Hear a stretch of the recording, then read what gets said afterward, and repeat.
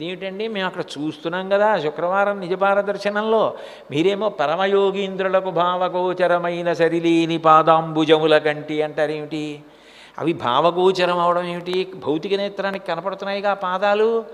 అప్పుడే కదా అన్నమాచార్యుల వారు బ్రహ్మగడిగిన పాదము బ్రహ్మము తానిని పాదము అని కిందటి కీర్తనలో అన్నది. అంటే అది కాదు. వెంకటేశ్వర దర్శనం మనం ఎలా చేస్తాం? నిలబడిన మూర్తిని చూస్తాం.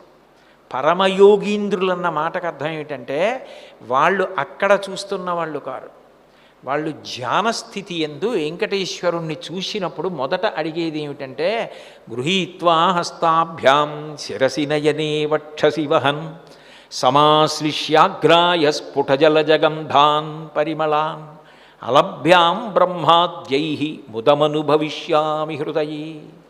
స్వామి ఒక్కసారి నీ రెండు పాదములు నా చేతులలో పెట్టవయా అని అడుగుతారు.